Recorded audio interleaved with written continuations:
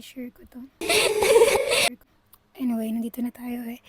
That was March and we did it. He was forcing me to sa kama lang magaling. Nakakatakot siya, diba? This woman inside of me is a mistake.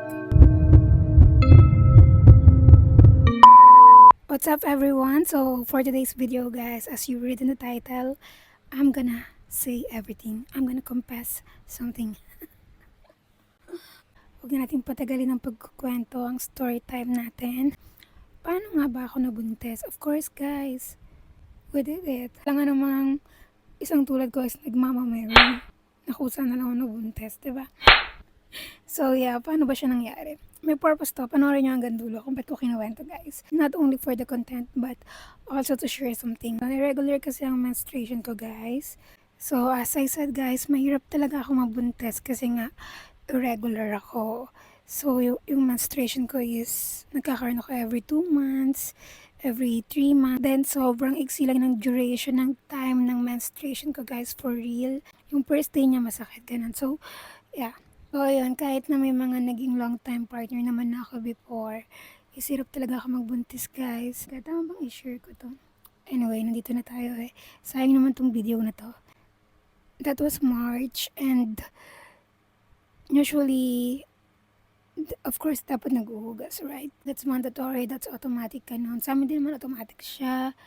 Hindi mo siya kailangan sabihin, matik siya ganun. But during that day or that night ata yun, hindi ko na maalala. Ang lola nyo tinamad. Hindi talaga nag-wash guys. Like, ewan ko, ba't pumasok sa isip kong di gawin yun. Dinerecho ko siya ng tulog. Dinerecho ko talaga siya ng tulog after. So, kahit he was forcing me to wash up first before I rest. Pero hindi talaga. And I don't know why. So, I think it was my mistake then. Kasalanan ko pala to. Pero I don't consider this woman inside of me as a mistake. So, yun. Pwede pa siya. Pwede pa ang daddy ng anak ko.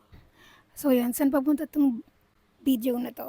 So, for all the girls na nanonood nito, especially those yung young generation, it's very important guys. Use protection when you're doing it and hindi siya madali. Real talk, 27 na ako ha. Especially when you are doing it all on your own guys. Mahirap siyang i-manage in any terms. Like financially, mentally, especially emotionally guys. Nakakabaliw. Kagandahan lang, hindi ako pinahirapan ng baby ko. Yung mga symptoms, wala ako masyadong mga ganun. Sa puro emotional ako nadali. Papunta na nga ako sa mentally actually.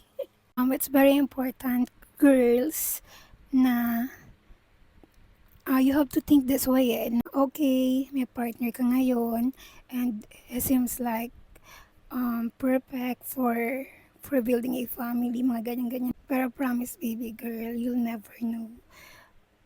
It's so hard to tell. It's so hard to tell guys. Pero sige, I'll do my best. Kasi ang mga guys, kasi usually they're all gonna say that yung gusto nating marinig. It's so easy to tell. Like, sasabihin mo lang yun eh. Kahit paulit-ulit na lang sabihin yun, sasabihin nila yun eh. If that's what makes you happy and feel secured. Especially sa akin, I thought it was so genuine and for real. Naniniwala kasi ako na hindi mo makikilala yung tao once you never experience to live with them. Pero kasi yung ex ko na, nasa ko naman na tumira with him and yeah, we saw each other's worst side guys and we stayed naman. Pero yun nga, when things finally got hard, o yun, wala na. Nagkanta leche-leche na. Okay lang na hindi ka muna mag-anak kahit pa 30s in 30s ka na or what. As long as na hindi ka talaga ready guys, hindi kayo ready ng kung sino man yung partner mo at the moment, if you're not talking about the future, having a child in a serious manner guys, please don't do it.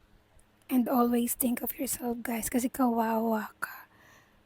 Kawawa ka. Ikaw, baby girl ang kausap ko. Okay? Huwag kang tumingin sa iba.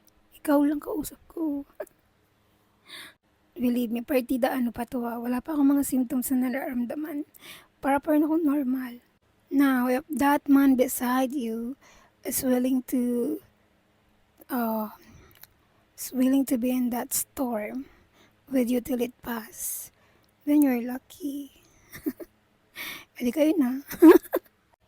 You really have to listen to me, guys, kasi hindi naman sa pag-aano, pero ako na to I have my own money, so hindi man ako ganun ka-desperate na gusto makasama lang yung daddy ng baby ko because of not being able to provide for what I need during this time. So, it's not totally about that.